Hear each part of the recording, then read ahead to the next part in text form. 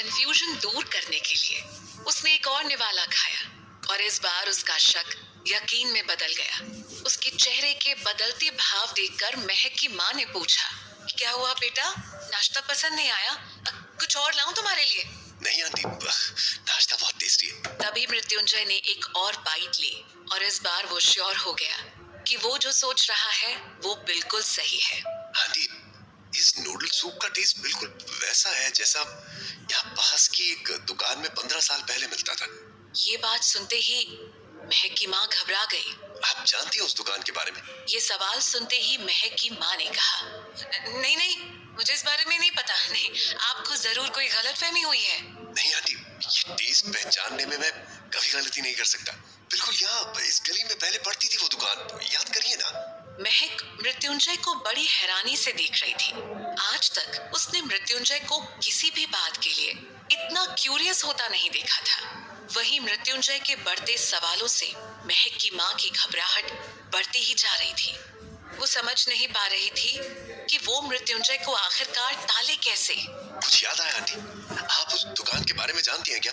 तभी महक की माँ ने नजरें चुराते हुए कहा, नहीं तो मुझे ऐसे किसी दुकान के बारे में नहीं पता है बेटा। आप क्यों उसके बारे में इतना सोच रहे हैं? आप खाइए ना, नाश्ता ठंडा हो रहा है। आंटी को भले याद ना हो, पर मुझे अच्छे से सब कुछ याद है। वहीं से तो शुरुआत हुई थी हर चीज की। मृत्युंजय ने नाश्ता करना शुरू किया और वहीं महक की माँ मन ही मन सोच रही थी, अगर ये बात सबको पता चल गई तो नहीं, ये मैं नहीं होने दे सकती। तभी दरवाजे पर किसी ने घंटी बजाई और उस तरफ देखते ही महक के मुंह से निकला, अरे अजीत! ये नाम सुनते ही मृत्युंजय के तन बदन में आग लग गई। महक के घर वाले भी अजीत को मुस्कुरा कर देखने लगे। माँ ने कहा, अरे वहाँ क्यों खड़े हो बेटा, अंदर आओ। ये देखते ही मृत्युंजय समझ गया था कि अजीत महक के घर भी आता जाता रहा है। आओ अजीत, बैठो, सबके साथ नाश्ता कर लो। तभी सुधांशु ने भी मौके का फायदा उठाकर कहा, हाँ भैया बैठो ना, माँ ने आपकी फेवरेट डिश बनाई है। ये सुनकर मृत्युंजय का मूड और भी ज्यादा खराब हो गया और वो सुधांशु को घूरने लग गया। अजीत धीरे से आकर सभी के बीच बैठ गया। तभी महक की माँ ने मृत्युंजय की तरफ इशारा करते हुए कहा, अजीत बेटा, इनसे मिलो, ये महक के हस्बैंड हैं, मृत्युंजय सारंग। अब माँ को क्या पता कि ये दोनों एक दूसरे से मिल चुके हैं। बाप रे, कहीं वो कुछ कह ना दे। उस दिन तो अजीत ने क्या ही सोचा होगा मृत्युंजय के बारे में। तभी अजीत ने मुस्कुराते हुए मृत्युंजय को देखा और कहा, हेलो। हाय। उन दोनों में ही एक दूसरे से मिलने के लिए किसी भी तरह की एक्साइटमेंट नहीं थी और ना ही उन लोगों ने किसी को पता चलने दिया कि वो पहले भी मिल चुके हैं। तभी अजीत ने अपना ध्यान मृत्युंजय से हटाकर मजे से खाते हुए कहा, वाह आंटी, आपके हाथों का तो कोई जवाब ही नहीं है। इससे अच्छा खाना तो मेरी माँ भी नहीं बना पाती। अरे तुमने अभी माँ के हाथ के छोले भटूरे नहीं खाए हैं? जिस दिन खाओगे ना, फैन हो जाओगे। ये सुनकर अजीत मुस्कुराकर मृत्युंजय को देखने लगा। ऐसा लग रहा था जैसे वो इशारों में मृत्युंजय को जताना चाहता है कि वो इस परिवार के कितने करीब है। बस आंटी, आप जल्दी से छोले भटूरे भी खिला दो। आप महक के मुंह से इतनी तारीफ सुनी है कि मेरे मुंह में पानी आ जाता है।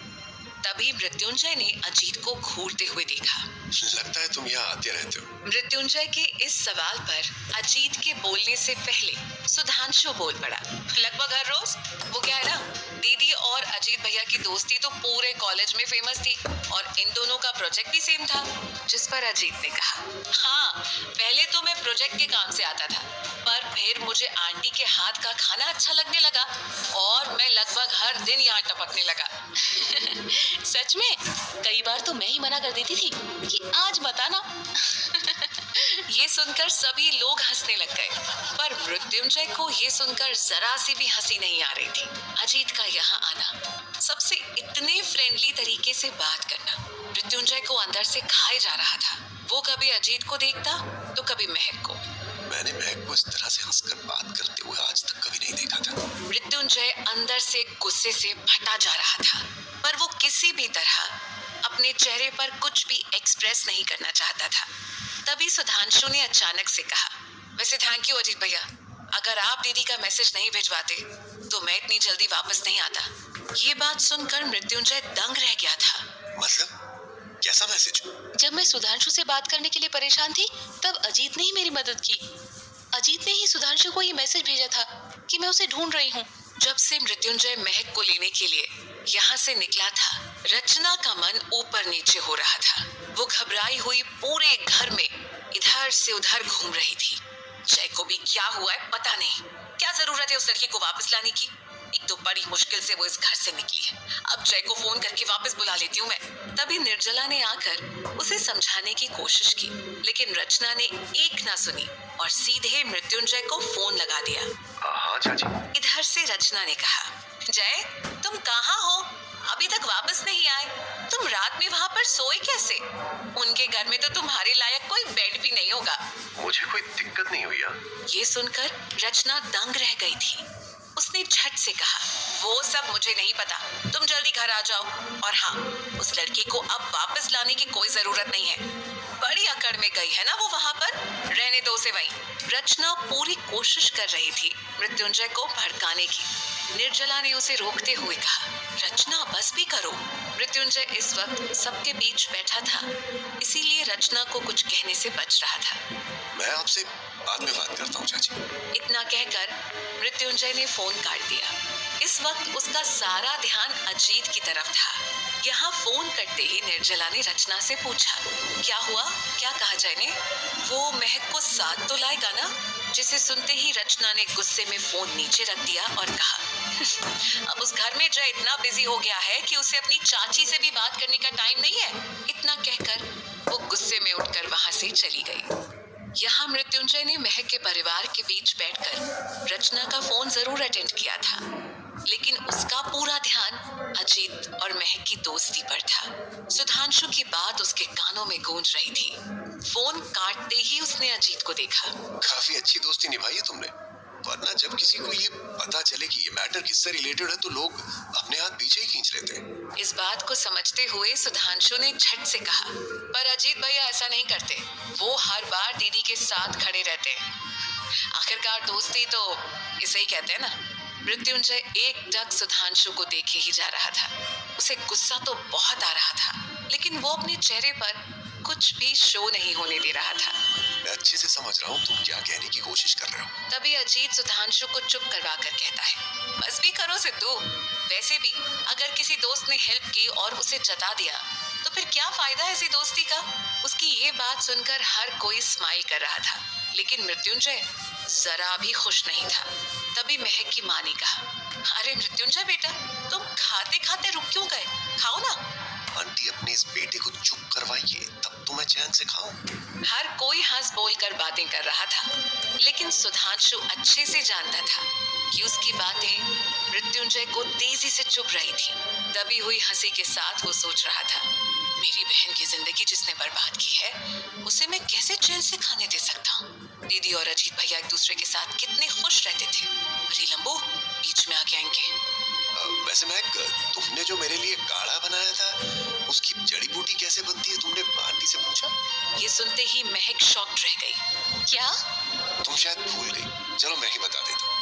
वो क्या है कि जब मेरी तबीयत खराब हुई थी, उस वक्त महक ने मेरे लिए एक स्पेशल काढ़ा बनाया था। उस काढ़े की वजह से ही मैं जल्दी ठीक हो गया। उस वक्त तो महक के पास बैग में वो जड़ी बूटी थी और काम हो गया।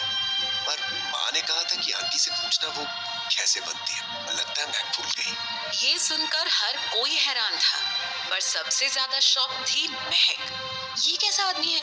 उस दिन तो कह रहा था कि किसी तरह का दिखावा करने की जरूरत नहीं है, और अब कुछ भी बोल रहा है सबके सामने। अरे हाँ, मैं बता दूंगी जड़ी बूटी कैसे बनाते हैं। महक, सब नोट कर लेना। हाँ, झट से महक की माँ ने कहा। अजीत मन ही मन सोच रहा था, महक इसकी सेवा कर रही थी। जिस इंसान ने इसके साथ जबरदस्ती शादी की, उसकी सेवा। महक को हो क्या गया है? महक को कुछ समझ नहीं आ रहा था, इसीलिए उसने सबके बीच से उठने का बहाना बना लिया और किचन में किसी काम से चली गई। तभी अजीत ने भी कहा कि उसे पानी पीना है, और वो भी उठकर किचन में चला गया। महक को अकेला देखते ही उसने कहा, महक, तुम इस आदमी की सेवा में लगी हुई हो। तुम भूल गई हो क्या कि जब कॉलेज में नीलो की शादी हुई ऐसे ही जबरदस्ती, तो तुम कितना गुस्सा हुई थी? तो अब? अजीत, ये सब क्या कह रहे हो? उसे चिकन पॉक्स हुआ था तो मैंने काढ़ा बना दिया। इससे ज्यादा ना ही कुछ किया था और ना ही कुछ कर पाऊंगी।